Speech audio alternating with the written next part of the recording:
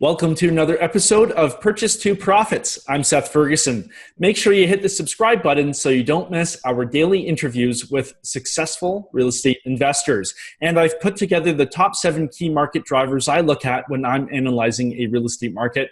Go to sethferguson.org to download your free copy. Our guest today has been investing in real estate since 2008 and has used 1031 exchanges to grow his portfolio to include around 200 apartment units and 4 self-storage facilities. John Lenhart joins us today. John, welcome to Purchase to Profits. It's great to have you on the show. Thanks for having me on, Seth. Yeah, really looking forward to this. So let's get right into it and tell us about your real estate goals right now. Well, my goals right now, we're constantly looking for additional acquisitions. We're constantly looking to grow. We've reached the point where I'm finally doing this full time, which is exciting. But each deal is its own little puzzle, its own little challenge, and I like finding opportunities to take on those challenges. So, As far as do I have a goal to get to 100 million in assets or things like that? Not necessarily. It's just to continue growing and continue finding those next challenges. Yeah, and would it be safe to say that the large goal you had before was to enter this full time? Was that kind of what you were working towards? I would say probably yes. For the last 6-7 years, that's what I've been working towards. Prior to that, it was just kind of a part-time hobby job for some extra money. Have a few apartment buildings here or there, but then it really started taking on a life of its own probably about 5 or 6 years ago as we started acquiring a lot more properties in the commercial space. Yeah. And so because lots of our listeners and viewers, they're just starting off or they're intermediate, and lots of them still have W-2 jobs. So at what point did you know it was the right time to enter this full time? Well, I've kind of a little bit different than that in a way. I kind of took a little bit of a different route on that end. My background was a lawyer at first and was working as a small law firm and then also at a bank. And it just so happened that the bank fell apart back in the crash about 12 years ago, or 10 or 12 years ago, or wherever it was, and was left to find that next opportunity at that time. That's when I really started investing in real estate back in 2008. Found a few small deals and some 4 families in the area. We purchased those, but it wasn't enough that I could say I can do this full time. These were just 2 4 families. They had 8 units, and I needed something else to do with my life at that point. Fortunately, my wife, she had a good job and was able to help sustain us too. But I started a small staffing company and was running with that for much of the last 10, 11 years. Yeah. And as I've grown the real estate, I haven't had as much time to devote to the staffing company. So it's all been part of my entrepreneurial vision and dream. But, I haven't had the straight W-2 in a way for much of the last 10 years. Yeah. So how did you find juggling the 2 businesses? Did you find that you would spend a day alternating days focusing on each business, or how did you find it work best? Well, up until about the last 3 years, I'd say I worked on the staffing business pretty much full time, and the real estate was in the off hours, and it didn't take up that much time. And that was the beauty of the real estate was, to a certain extent, to a certain size, it doesn't require a lot of man hours. It's still work, but you can when the rents are coming in, the busy times of the month, the not so busy times of the month. It got to the point about 2-3 years ago where I had to scale back a lot of the staffing stuff. But I, kind of preferred it that way.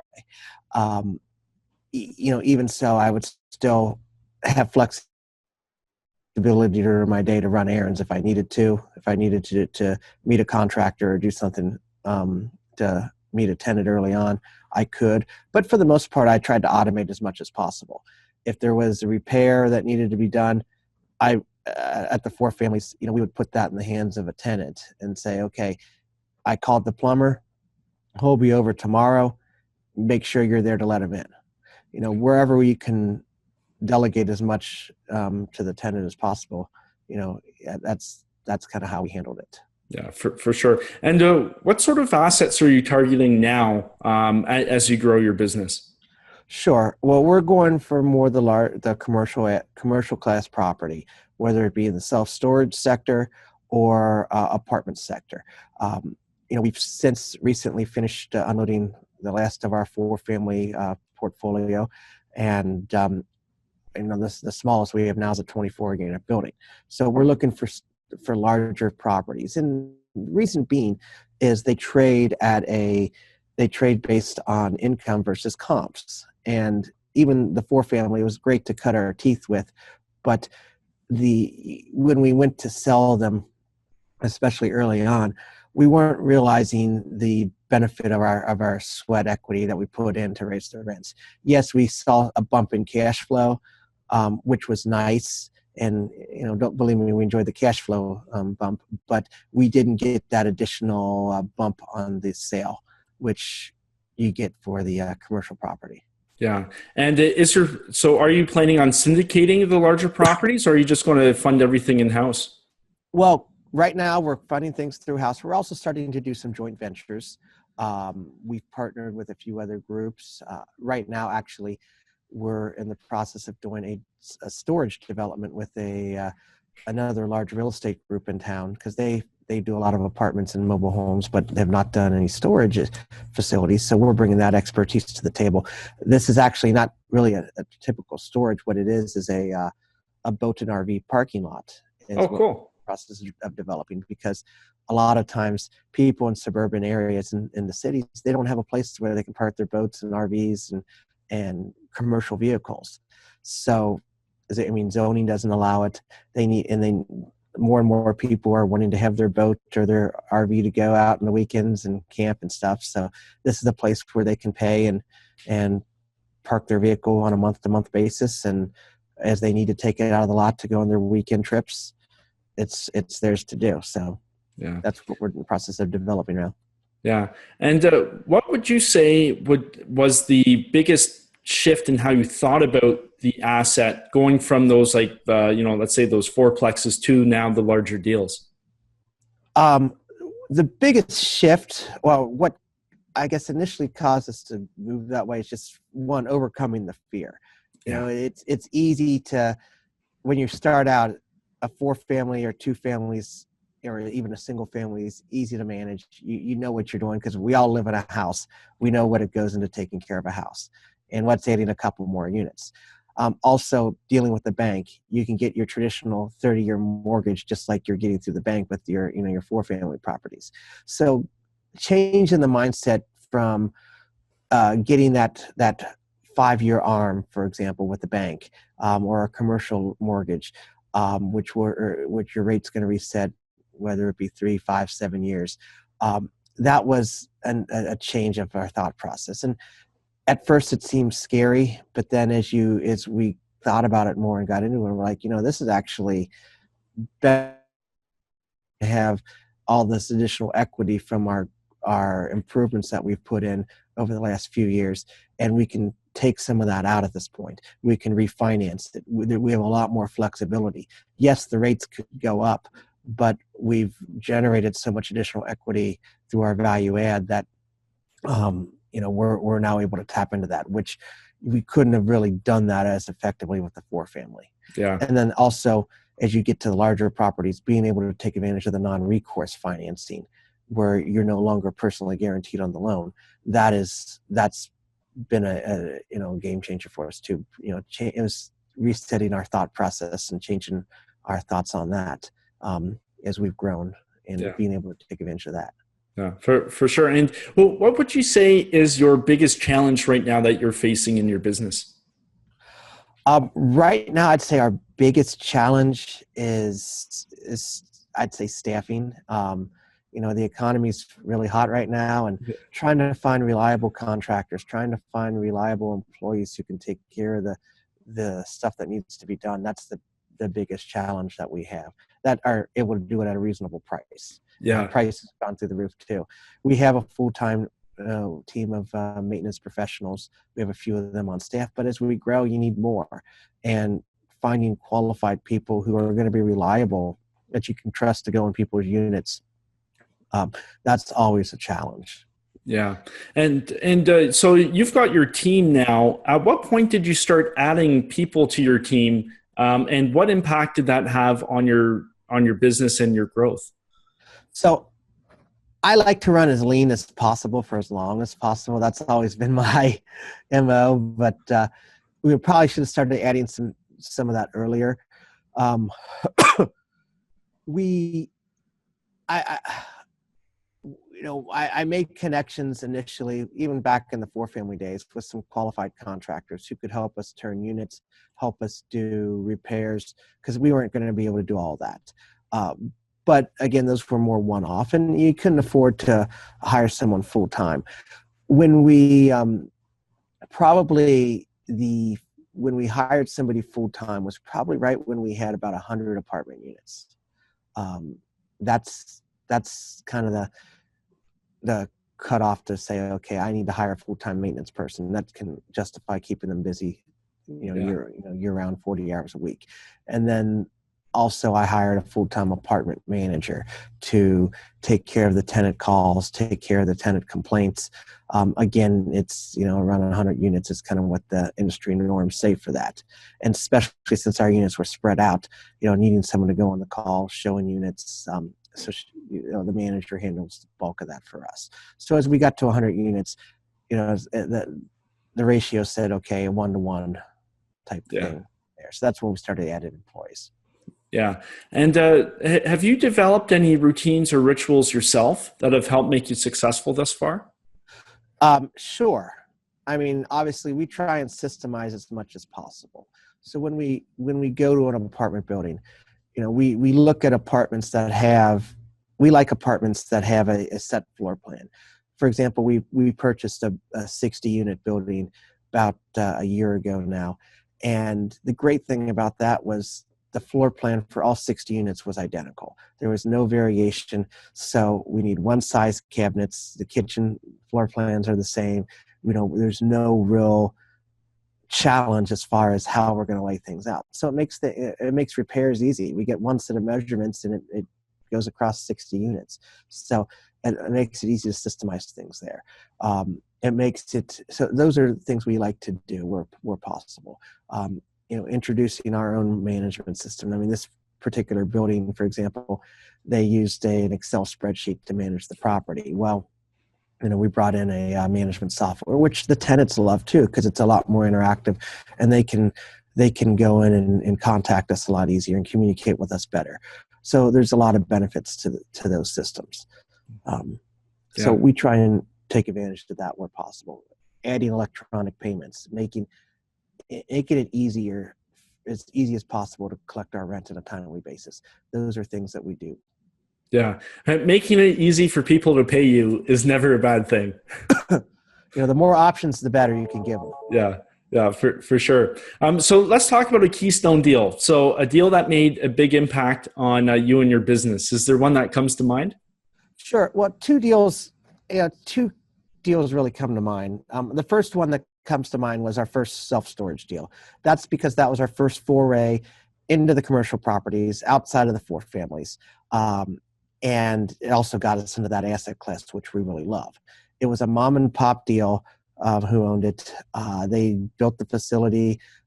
They managed it like their baby. It was very nice, but rents were extremely low. We had people who had been there 7-8 years that never seen a rent increase.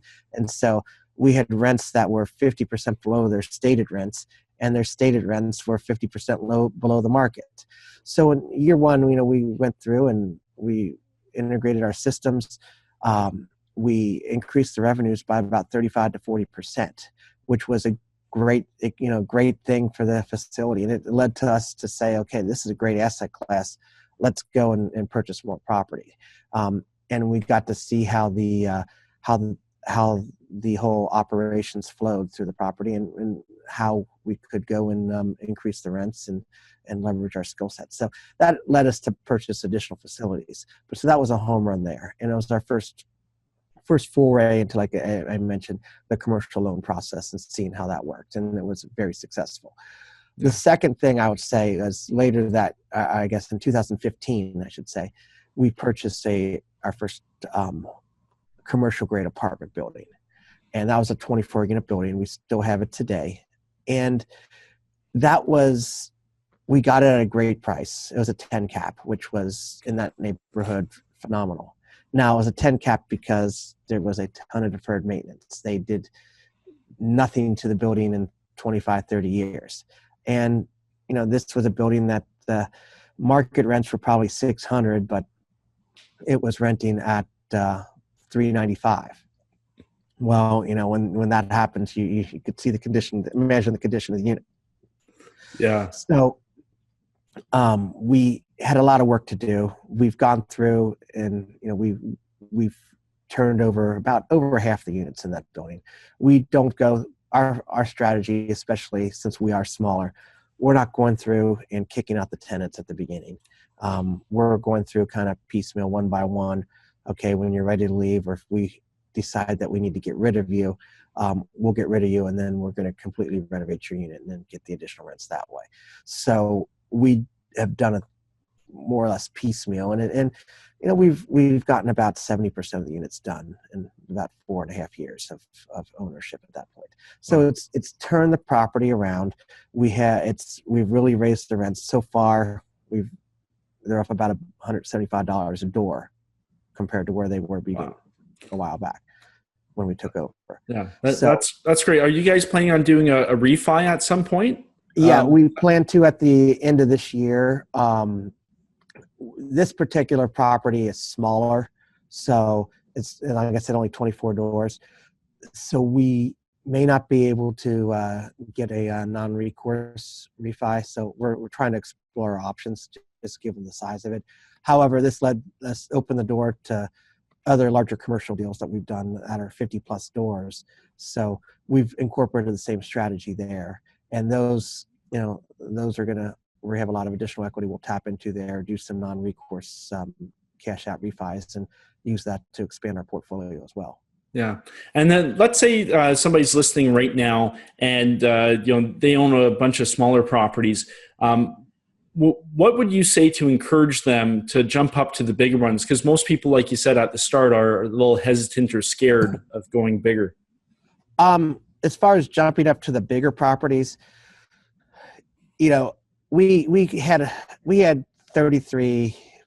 We had 8 4-family, so 33 units at 4 families at one time.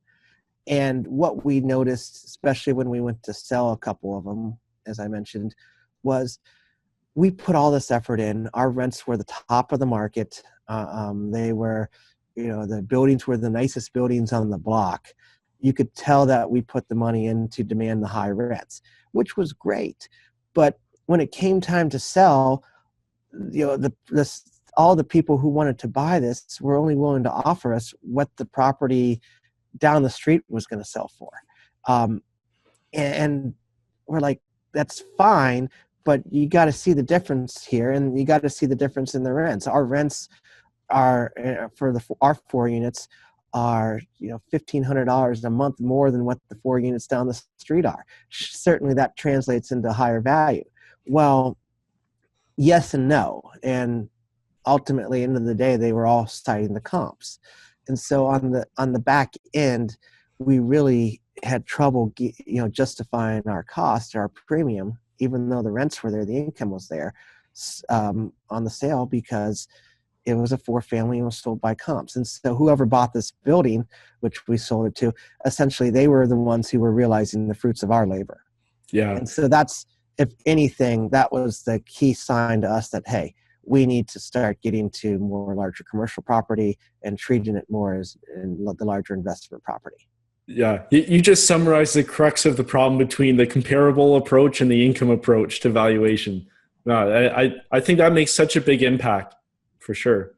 Right, and that was the pain that we saw. We still did the deal because it was more important to trade out of that property and that product. But and I don't regret going in and starting out with that product to begin with, because it allowed us to cut our teeth. But at the same time, the quicker you can get away from a 2 or a 4-family or even a single family product, do it. Get to a 6 or a 12 unit, because reward yourself for your hard work, reward yourself for the sweat equity and improvements you're putting into the property to make it look nicer than your neighbors, to increase your rents and to increase your bottom line, because that'll not only does that pay you on your cash flow, but it also will pay you on the back end too. Yeah. And how have you used 1031s to grow your portfolio? Because I mentioned that in your introduction. Right. So, as mentioned, I had my legal background and knew a little bit about the 1031 process from the beginning. And, wherever we can grow with being able to defer taxes and being able to redeploy that capital, that's one of our key strategies. And, even people justify, oh, it's just a small lower capital gain rate, or it's you got the lower, we don't have a huge gain on the property anyway. Well, that might be true, but a 1031 doesn't cost that much to begin with. So anytime you have more than a couple $1,000s of gain, it's obviously to your benefit to do a 1031.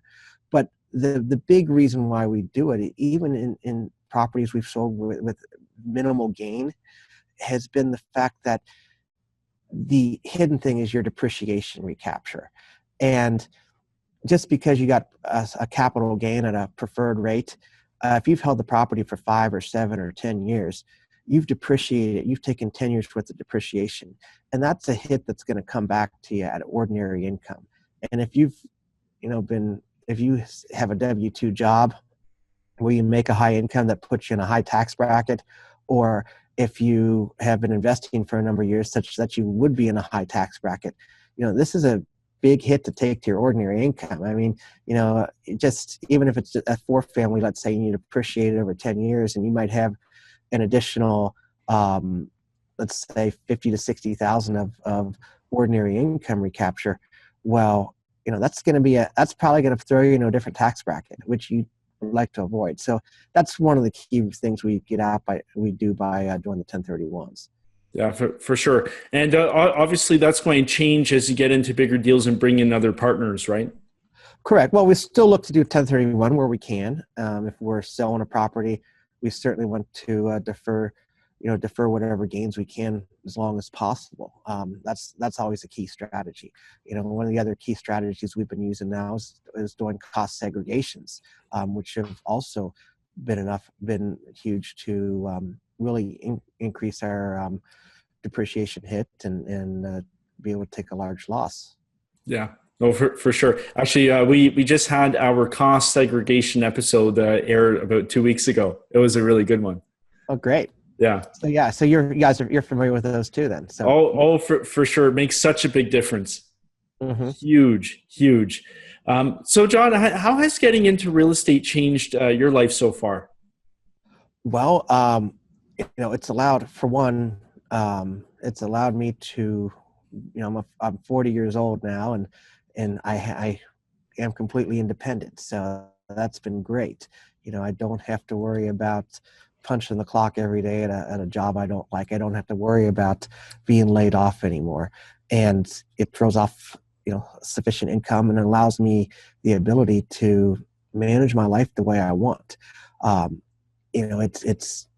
It's given me the ability, as we've had some sustained track record, to now say, hey, I can continue investing as is using our own money, or we can now go out and joint venture or go find partners, these are areas that we're starting to do now as well. We're looking to do some syndications. We're looking to find partners because we now have a track record that we have to fall back on.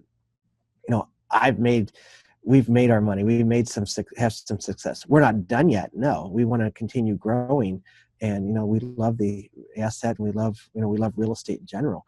But being able to, I love having conversations with friends and family and whoever, just talking about some of the cool things that can be done with real estate, and such as being on this podcast. I could talk all day about, this is what we've done with this property. I love just having a conversation with people, whether it's here, family friends or on Bigger Pockets, what we can do that's worked for us, and learn about other strategies that have worked for other people. Yeah. And looking ahead, let's say a decade from now, where will you be with your business? It's a good question. I hope to have a much larger portfolio than what we have now. That's ultimately the plan. I want to be able to, using this to build wealth, not just for myself, but for, my family, and giving my kids options so they can, they have a lot more choices in their life where they maybe want to go to school or what they want to do for a living. If they want to do something entrepreneurial, being able to help them with the opportunity to do that as well, whether it be in real estate or something else. So that's what we're looking to get out of, or I'm looking to get out of this long term. Yeah, for and sure. Also being able to have the freedom and flexibility to live my life too. Yeah. Yeah. And if your kids come to you and say, hey, I can go to law school or invest in real estate, which one do you choose? Oh, certainly real estate. But, Yeah. I don't begrudge the legal education. It helped get me to where I am today. And, there's a lot of people that will go to law school that get involved in commercial real estate too. So it's a good degree to have.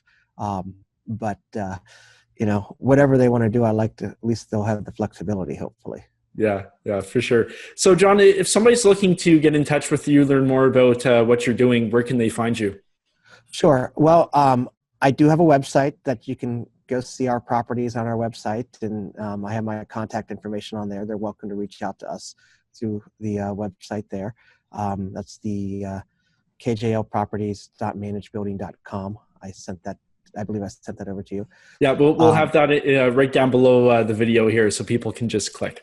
Excellent. And then you're welcome to find me on Bigger Pockets. I do comment on some discussion boards, and you can search for me there and send me a message. I'll always respond.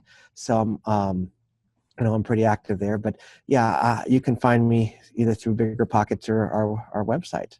No, that's great. Well, John, just want to say thanks so much for taking the time today and sharing your success with us. Sounds good. I appreciate you having me on, Seth, and look forward to hearing the episode. Yeah, it's my pleasure. And to you, our viewers, I wish you well on your journey from purchase to profits. See you next time.